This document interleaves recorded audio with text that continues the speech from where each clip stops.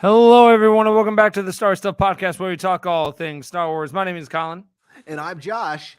and today we're here to talk about, crazy enough, Star Wars. I wanted to take a look back really quick from all of the, how crazy is it from all the stuff that we've had? Like, Wow. so for this year alone, we've had the Bad Batch, the end of season 2, The Mandalorian, Survivor, and then we've got Indiana Jones, Dial of Destiny on the 5th. The 5th movie is going to be on June 29th. If you haven't gotten your tickets yet, go get them.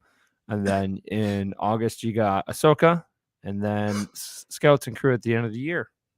I think August is our main jumping point. It'll be interesting to see what comes from August and Ahsoka. That's probably one of my major things. Is what kind of fans are we going to get back to the series? Like, who's going to come back? Because we all know that Ahsoka is the fan favorite character right now. It's going to be interesting. Are we going to get the same kind of talk and the same kind of hype that we had for like Mandalorian season 1? Or are we just going to get some of a trickle through and we're going to see some fans? And as I think we've talked about before, it's great to have Ahsoka finally back in live action, and now she gets her whole show. So it'll be interesting, the callback references. I mean, as we've spoken about before, this is basically, as Dave Filoni doesn't want to say, this is the next season of Rebels. So yeah. I mean, something I want to do is really hiding it, though. Yeah, well, I think he doesn't want to say that it is. It's just that, like we're all kind of like, well, at least we got another season of Rebels, and I'm like, No. I think I do from everything that we've seen so far. It is looking like it's a more of a mature take, which I'm very happy about. Absolutely, because Rebels is for kids. It was for kids. Absolutely, Yeah. It was when it first came out. That's definitely changed since the first season, because if you go into the second, third, and fourth, you definitely have more adult themes, especially that season 2 finale. And it's just like people saying like, well, the Clone Wars was for kids, and people got beheaded a lot in that. So hello everyone, good evening, bright suns. Why did I just say that? That's fine. Brightest of suns. It's been a busy year for Lucasfilm, and today is when they've added all of the first Indiana Jones films, including The Adventures of Young Indiana Jones, onto Disney Plus. It's really exciting for fans of Indiana Jones, including myself. I woke up this morning all tired, and then my eyes just went, oh my gosh, today's the day. And I love finally. Yeah, I love seeing new stuff being out of the Disney Plus. So I went on Disney Plus, and sure enough, like it just had like a small Indiana Jones section, and they also added a special look for Dial of Destiny, and the special look was some of the footage that we saw at Celebration. But yeah, so yeah, no, I am very excited for this month, because not only is it, the month approaching for the 5th movie, but for our Instagram, we are going to be doing a lot of fun Indiana Jones facts. Now, just not strictly for Indiana Jones, but it's going to be all the crossover Easter eggs and different things that have gone into Star Wars. The Crystal Skull. Exactly, because there is a Crystal Skull. What episode does it appear in? In the Clone Wars season 3. But yeah, no, there's a lot of Easter eggs. For example, which I will drop this fact soon, but in the first episode of The Adventures of Young Indiana Jones, when the family is on the boat, they're having dinner with the ship captain. Ship captain is played by the actor who played Sio Bibble in episodes 1, 2, and 3. So he was in Indiana Jones before he was in Star Wars, which is kind of crazy if you think about it. But yeah, So there's gonna be a lot of those fun facts for the entire month, and we even got a logo change, and we're gonna be revealing that tomorrow, just for the month of June. But if you haven't yet, I would definitely watch Young Indy, and we're also gonna do an article of why it's important to his story, uh, going into the Dial of Destiny. But yeah, Josh, Um, what's your favorite Indiana Jones movie? I think me and my dad would say the third one. Oh, okay. Third one Huh. easily. Yeah. Um, I personally like when I was a kid, I was very much of a gross out kid. So I loved everything that was like make you squirm. So the second episode was definitely awesome for that. But I would say 100% that the third one is my favorite. Okay. Yeah. So many quotable lines. I will say that one has the most quotable lines of all of the Indiana Jones movies. I didn't know you could fly a plane. Fly, yes. And him and his dad, like for Sean Connery, was a perfect choice. Yeah. They work really well off each other, and I think that was like honestly still one of my favorite films of all time. And that was also ironic too, because of the basis of what Indiana Jones is he's like the American version of James Bond. So and Steven Spielberg actually wanted to make a James Bond movie, but the studio at the time making James Bond told him no. So he's like, okay, well then I'm gonna make my own thing.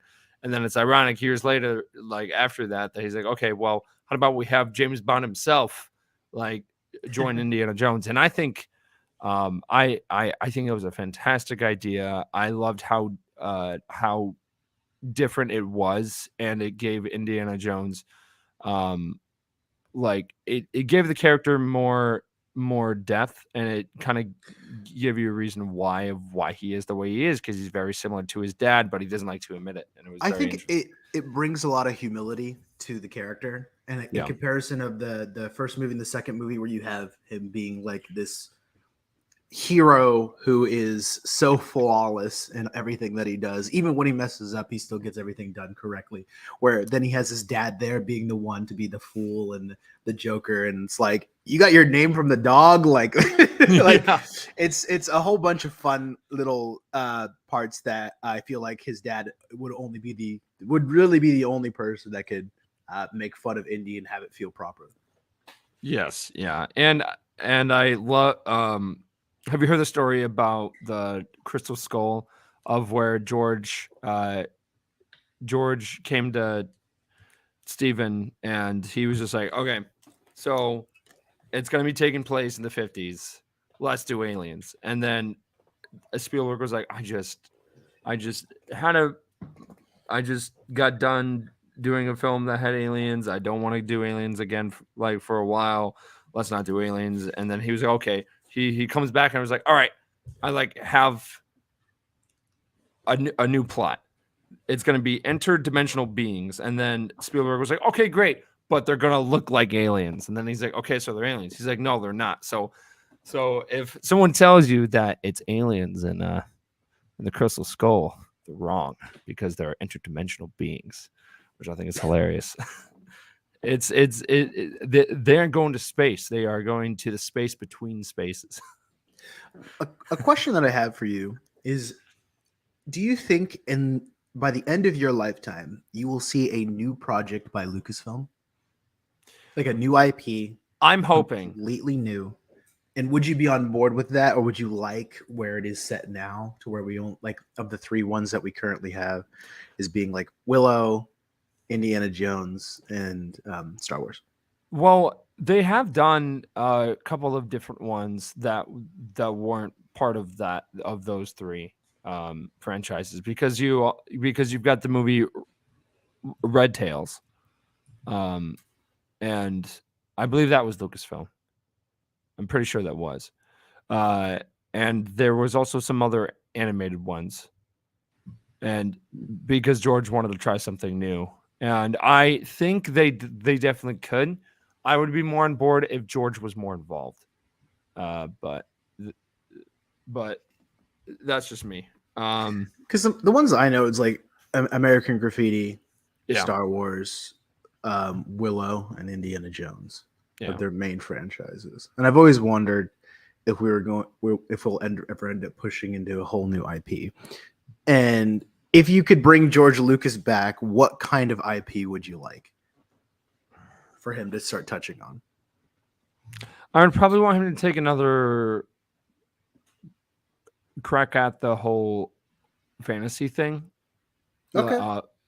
I think he would do great with it. Because I mean, And we've already had Willow. So yeah, okay, so if it was me, I would want a Weird West. So the whole theme of having the Wild West, but there's something either supernatural or alien side happening. Weird West is kind of like Jonah Hex, or if you've ever seen that Will Smith movie, like I believe it's Wild Wild West. yes, yeah. Yeah. Where something interesting is happening that wouldn't have happened back then. However, it's set in the West time period. And I feel like he can get his trains in there. You could put planes in there. You can have your whole kind of Western theme. However, like something I would love for him to do was tackle some like spiritual stuff. Whereas in like you got your spirits and your werewolves and your vampires, but placed in like a Western kind of side. I would love to see that from a Lucasfilm perspective.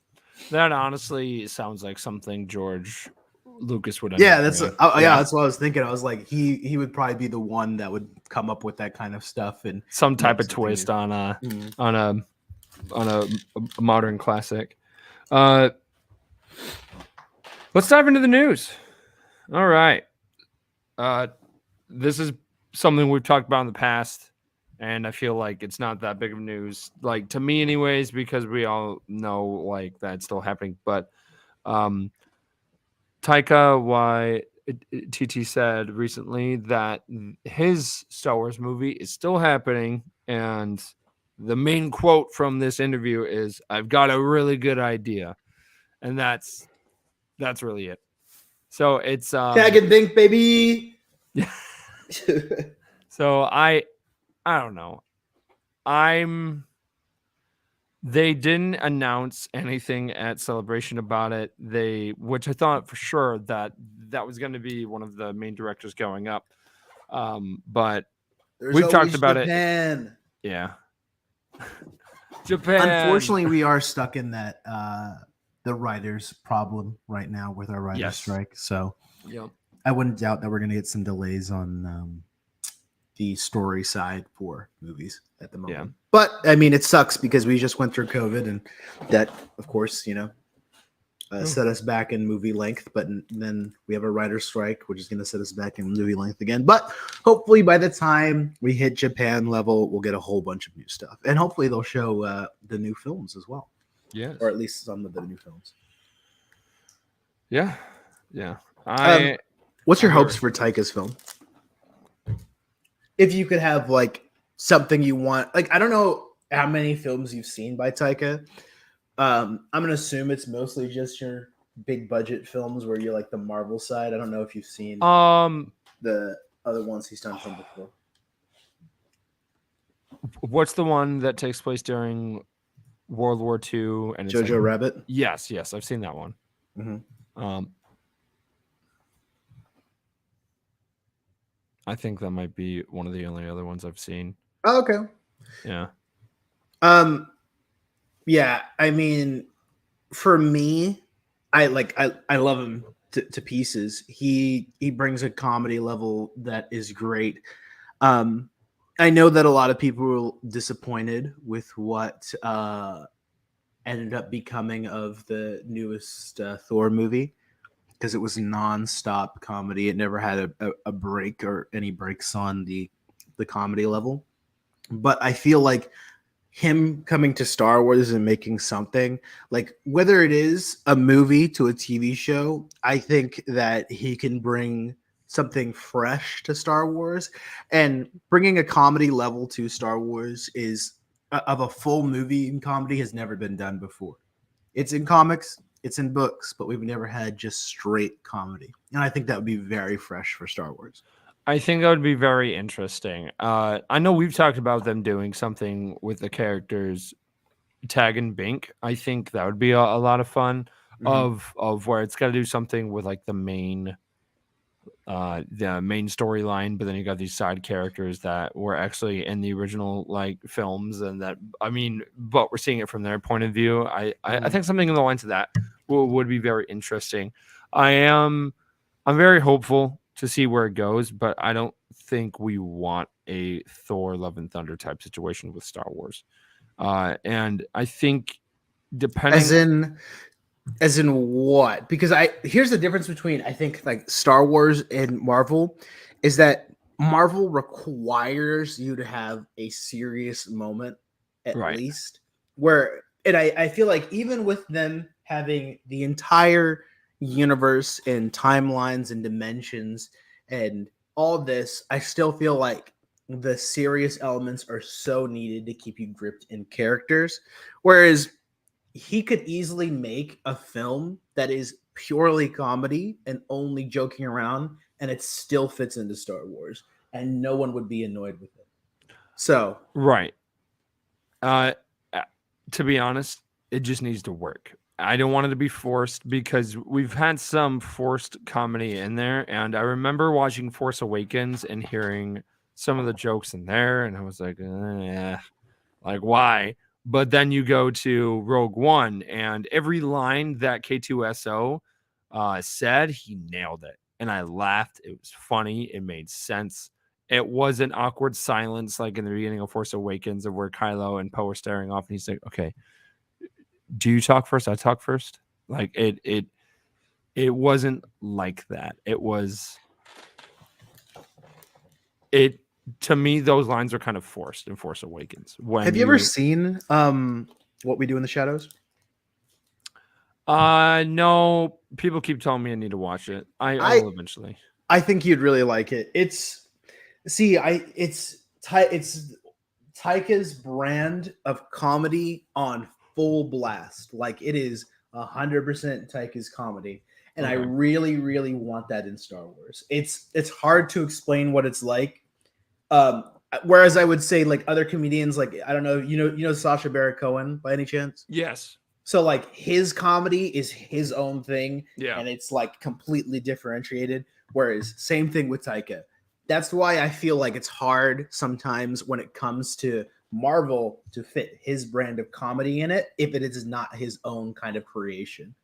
Where it's like you're already constrained by all these Marvel things, and it's so big budgeted that like, hey, we got to keep you on the same track. And a lot of the times, if it's nonstop jokes, it's not going to fit in the Marvel universe, and it's not going to feel comfortable. And I feel like we got a lot of that back from the audience when it came to the Marvel stuff, is it didn't feel like a comfortable amount of comedy. Right. However, in Star Wars, I feel like you have more of an opportunity to make a proper comedy in whichever way you like. And I feel like if we bring more comedians into Star Wars, I feel like that could be super healthy as long as it's not a full fledged movie that is expected to make air quotes money for the company. Yeah. Yeah. It definitely will be a very interesting take because we've never had something like that before, but I'm hoping it will be successful. But only time will tell. And when they actually announce when that film's happening, just like the Ryan Johnson trilogy, uh, since 2018 is when they were like, "Hey, guess what? He's going to be doing his own trilogy." We haven't seen anything, and he keeps popping up in different interviews, and he's like, "Yeah, it's still happening," but it's like, is it though? Is it? So, yeah, that will be very interesting. And for Skeleton Crew, which again, some news popped up this week saying what we've been saying for a bit, which was, oh, it's going to be coming out um, Correct. this like winter and stuff. And I'm like, well, yeah, we've known that for a while. Well, why is this news blowing up? We're like, oh, okay, cool. But that's again, I'm super, super excited for that because Skeleton Crew is going to have that. It's going to have that Amblin Studio vibe. So it's and this is something I've been saying for a bit, where it's going to feel like it's from the 80s, and it's going to have the feeling of E.T. and the Goonies and a tiny bit of Stranger Things in there. And I think that's a great idea because I wanted the chance to I remember putting in those. I remember getting a copy of them on VHS and putting them in the VCR, and I would just watch those kind of movies on Saturday mornings. Oh man, I'm telling you right now, if they execute the timing of everything for the show and they make it feel like that, that's got that's probably going to be one of my favorite Star Wars projects that has come out, because I love shows and movies like that. And doing that in a Star Wars setting is going to be very interesting. It also is the second most expensive show ever made in history, because number one still is Rings of Power, baby. Rings of Power. But yeah, and today, well, and today we are going to reveal from an article of who the writers are, because of the official writers of the show have been put on the Guild of America on their official website. The page confirms that Ford and Watts, the creator of the upcoming series, has wrote 6 episodes out of the 8. So is that Christopher Ford? Yes. Okay, so yeah, he's done like Homecoming, so Spider-Man Homecoming. Yeah. So yeah, and John Watts is the other person, and then for the other ones you have Myung Joe Wesner. They have done Career Opportunities and Murder. She did the show Mayhem and The Devil's Mouth. Have you heard any of those projects? have I seen them? Yes. No. Okay, same.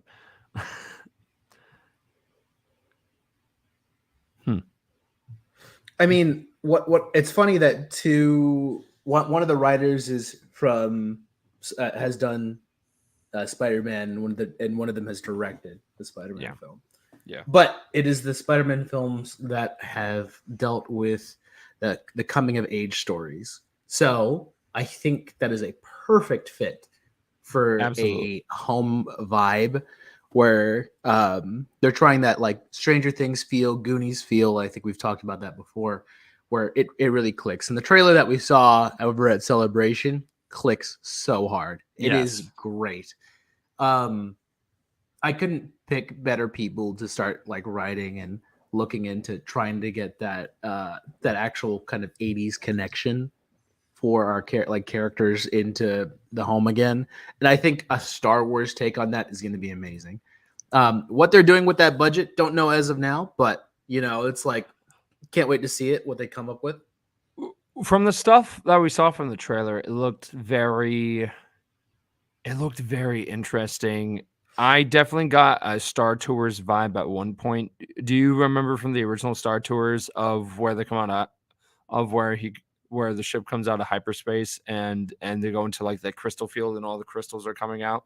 Like I remember seeing a shot like that, and then seeing Vane, the pirate, kind of kneel down, and the camera shot that they have in certain scenes definitely felt like it was directed by Steven Spielberg. And that's really what the Amblin Studio vibe means. Be a movie that kind of reminded me of is Hook. Oh yeah, that trailer yeah threw me for a loop, and it reminded me of Hook. Yeah. Except it didn't have the Coldplay. Yeah. Yeah, but yeah, no, I am excited for that. I think that show is going to be great. And then we have The Acolytes coming out. And again, from all the stuff that we saw from that trailer too, I'm so pumped. That's super. We're super pumped. Nice shirt. Oh my gosh. Yeah. Oh yeah. Thank you. Yeah. How did you feel about the change of the logo? Because that kind of threw me off at first. I like it. It Yeah. is a little bit more palatable to the average audience. I like it. I could see that posted up on a red carpet. I think it'd be really cool. Yeah. Oh man, yeah. And then for game wise, how many times have you beaten Jedi Survivor so far? 2 times over. Okay. I would say the first one's a bit of a blitz run, and you collect as many things as possible. And I collected every single chest, and did all the exploring and stuff. And then I moved into being able to play back the game at the harder difficulties and seeing where the mechanics really come in. Great game. Still looking forward to seeing the future of our gaming sense. Interesting enough, we still have in June, we're getting the new Xbox previews. So Yes. could have something Star Wars there. Don't know as of yet. The thing is, we still have the so EA is still kind of partnered with Microsoft right now. They're still doing their EA Play for Game Pass. With that, I think that they could reveal something Star Wars, something new, maybe. Don't know as of just yet. That's the dream. That's the dream. Also, would absolutely love for them to do like because they have Bethesda is to being able to see that Indiana Jones game. Yes. Oh man, I really would love that. Someone was giving me crap the other day because I haven't played the Uncharted games, and I was like, I've got them downloaded. Good games, good games. I was told to skip the first two and just go and 3 dive is good. Okay, and dive straight into 3 and 4. I don't know. Have you seen The Librarians by any chance? This TV show. Oh, I think I watched one episode. Have you know The Mummy? Yeah. Okay, think of like a more modern Mummy Okay. movie, like the original. I love those movies. I don't think we talk about the third one. Brendan Fraser original. Yeah, but the first two were amazing. Mm-hmm. And I hope they revive that soon because I know Brendan Fraser wants to come back. But yeah, did you ever watch the fan film that Nathan Fillion made for Oh, it's so good. He made a fan film of Uncharted a couple of years back, and it was really, really good. But yeah, so yeah, that's really it for Star Wars news this week. Tune in every Thursday as we drop the droid of the week. Tomorrow is going to be our second one. Stay tuned for that because Hunter and I love dropping the info. We're also working on a small project of our own, which is super, super exciting. I was filming some of that stuff for yesterday. And thank you to everyone that is part of our Patreon. We love you all. We would not be doing this if it wasn't for you guys. We are so excited to bring you all more content. I know we've been doing more fact posts on our Instagram, and you guys have all been loving it. So we're going to keep doing it. The goal was to turn that into a fact page anyway. So I'm glad that it's turning out great. And in that sense, you can also follow us on YouTube, Star Wars Stuff Podcast. And we're also on Instagram at Star Wars Stuff Podcast, Twitter at Stuff Pod, our Patreon at Star Wars Stuff Podcast 2187. We're also on TikTok. Search Star Wars Stuff Podcast. We have email, StarWarsStuffPodcast@gmail.com. This is a very recurring theme. I guess it makes sense because our name is Star Wars Stuff Podcast. Speaking of which, go on Facebook because we have the Star Wars Stuff group and Star Wars Stuff Podcast page. You can also go on Apple Podcasts and give us a review, even though it's all about David. And then we have our own website. Take a guess of what the name of the website is, Josh. Does it have something to do with Star Wars Stuff Podcast? It's the Star Wars Stuff Podcast.com. Go on there, and we also on Twitch, Star Wars Stuff Gaming. We love you all. We're very excited. Tune in for the month of June. If you're not an Indiana Jones fan now, by the end of it, you might be because I'm going to be spamming everyone with all of this Star Wars / Indiana Jones knowledge. that has been just hiding in the back of my brain since I was a kid. So I'm really, really excited to get into it. But with that being said, may the force be with you.